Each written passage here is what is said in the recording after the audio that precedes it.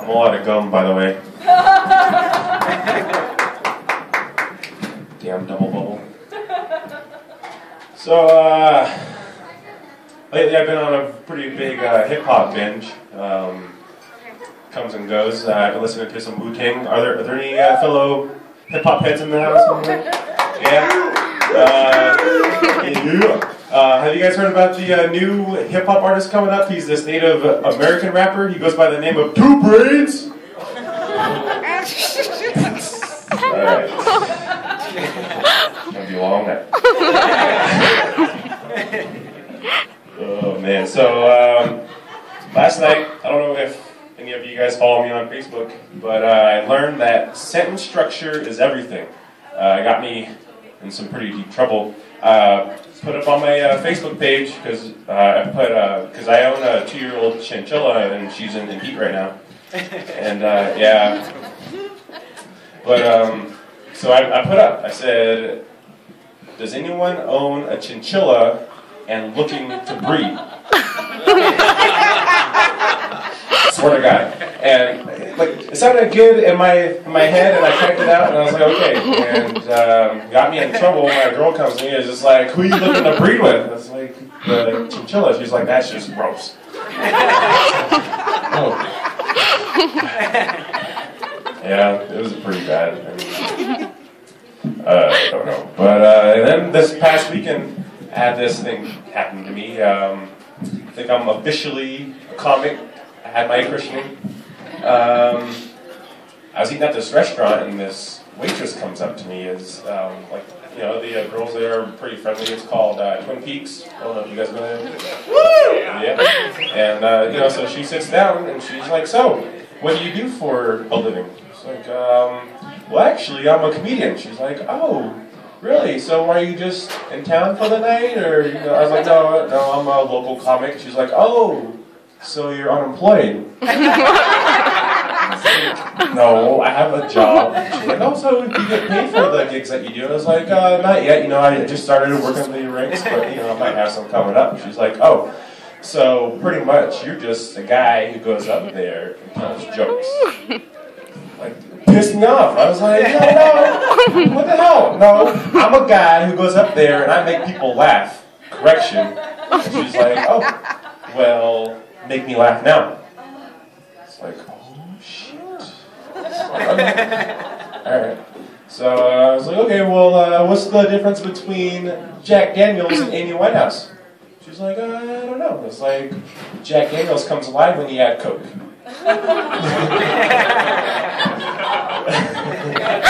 Too soon? Still too soon? Yes, she's been dead for a while. I can talk about it.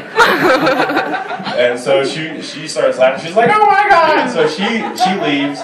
5 minutes later, comes back with 2 other girls, and she's like, "Tell another one." Like, just staring me down like, "I fucking dare you." I was like, oh my God. Like, okay. So, like, I don't know. You guys want to hear a joke? Yeah. All right. Well, I'm gonna go ahead and break you off. This midget goes into this elevator and he pushes his floor and the doors are about to close, and this big black hand goes right through the door, stops it, and he sees like the biggest, blackest guy come into the elevator. He's just staring at him. It's like, oh my God. And so finally he says, like, "You know, you are the biggest guy I've ever seen." And this black guy is like, "Oh, well, you know, 6'9", I weigh about 320 pounds, and my dick is 14 inches long. They call me Turner Brown." And the midget passes out, flat cold. So he, you know, like, he finally comes to, and he's like, "Oh my God, what just happened?" And the black guy is like, "Well, you know, I just introduced myself. You know, I'm 6'9", I weigh about 320, and, you know, I got a 14-inch dick, and my name is Turner Brown." He's like, "Oh my God, thank God, I thought you said turn around."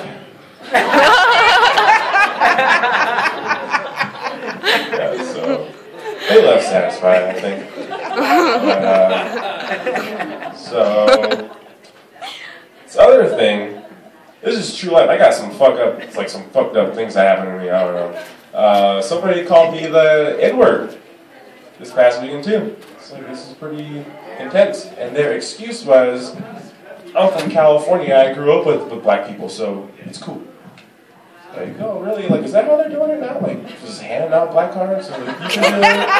You can do it. Yeah, I guess so. And of all people, my mother-in-law, the one who said it, it's like, oh, man, she's a bitch. Like, you guys, she's the type of woman Adam would forgive Eve. Like, oh, I'm just glad that we don't have any in-laws to deal with. Like, she's that type of woman if you find out about her. She's the type of woman. Her two worst sides are her faces. Yeah. She's the type of woman where, I had to put her picture by my fireplace so I can keep my daughter away from playing with the fire.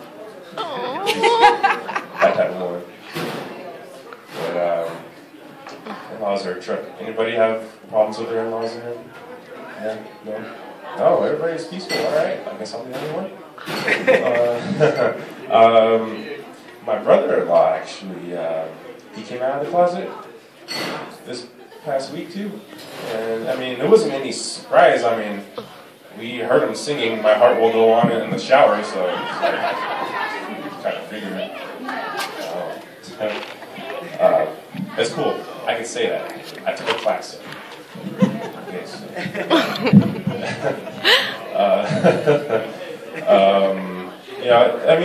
After I did take a class. I've become a little more tolerant with gays, like more, not so awkward. It was kind of messed up in this class because when the teacher was teaching, they were, explaining what goes on, and they ended it with shit happened. And so we're all sitting there, it's like, wait, what? Like, that's like the most horrible reference ever. It's like, okay, like that's like sitting in a history class and they were talking about blacks in slavery times, and it's like, yeah, it's messed up being black around those days. Shit happens, I guess. Like, alright. But, Mary Bird, you are a very good mother for having the porn talk with your son. Someone has it. Yeah, my parents did not have a porn talk with me. All my dad said was like, boy, if you keep that up, you're going to hurt yourself. He didn't explain anything to me, so, you're 16 and it's just like, okay, well, how am I going to hurt myself? I guess I better find out. Yeah, and, I didn't have the means to look up porn in those days. Who's ever done this? You borrow a rated R movie from your friend and you put it in your VCR, right? And then you gotta fast forward to the nudity part. It's like, okay, stop, pause. Okay, pause. Oh, I passed it. Okay, rewind. Okay, pause. Like, oh yeah, okay, that's the money shot. There you go. Am I the only one? Hey, I saw that movie. Alright.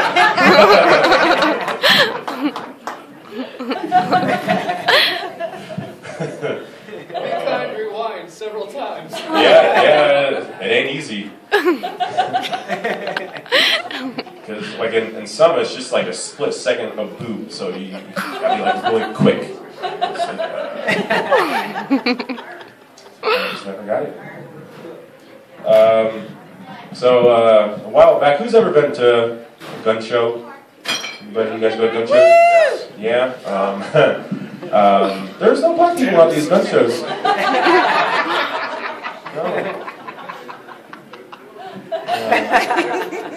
I went to one, and I'm figuring them out. Like, I don't know anything about guns, so I'm just checking them all out. And I go to this one booth, and I pick up this gun, and it's like, oh, this is nice. Oh, huh. And then this guy sees me, he's like, hey, you like that gun there, boy? I'm like, yeah, it's cool. He's like, all right. So I put it down, and he's like, hey, check this one out. And I was like, okay, thank you. And, I'm checking it out. I'm like, oh, yeah, this one's nice, too. And I sit it down, and then he puts this other one in my hand. I'm like, oh, this is nice too. And I sit it down, he puts his other one in my hand, I'm like, okay, stop putting the guns in my hand. He's like, well, stop putting them down. Like, alright. And there's this guy who makes guns. There's like this brand of gun. I forgot what his name was, but his name's Purdy.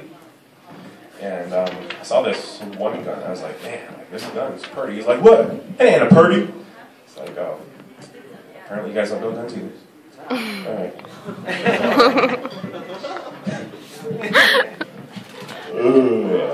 So, No Shave November. I just want to put it out. Guys only. I saw a woman, I swear, she had a thicker goatee than I did. And I was talking to my girlfriend, and she's like, well, you know, if you're not going to shave, I won't shave either. Hey, that's going to be a problem for me. So, alright, well then, if you're not going to shave, you can't wax. So she was like, okay, I'll shave. But, so anyway. I went to the Arizona State Fair in Phoenix. Nobody get a chance to go? Nobody? And I was watching, it was kind of funny because just, I don't know, I like watching cultural differences, and there's these two white kids trying to win a game, and they were trying to shoot the ball inside of this little bowl, and it kept bouncing out. And they're like, shit! Oh my God, are you fucking kidding me? And then, so they finally won. It was this little Aquaman doll. I was like, fucking Aquaman! My God! You know what? So they, like, walk away and trash it. It's like, goodness. And then, black kids go up. True story, and they were playing the same game, and they shot the ball, and the ball goes around the rim and then pops out. They're like, ooh, did you see that? Did you see that? Oh my God! Oh my God! It's like, man, like they got excited over missing it. Wonder what's going to happen if they make it. And they finally made it, and they got the Aquaman also, and there was like they went to go take it over to their parents, and it's like, oh, what did you win? It's like, fucking Aquaman! Like, God, check this out! It's like, man, I don't know if I'd be excited about Aquaman, because he's not like a real legitimate superhero to begin with. I mean, like, picture him just walking around on the street. It's like, there's a robbery on Main and 57th. And he's like, okay, I call upon the power of the fish. You know, like all across the world, like whales are going, like beaching. It's like, oh yeah, you know, Brian, like he was just swimming here, and like he just started going towards the shore. He committed suicide yesterday. Fucking Aquaman. But, yeah, so that's about all my time. Thank you.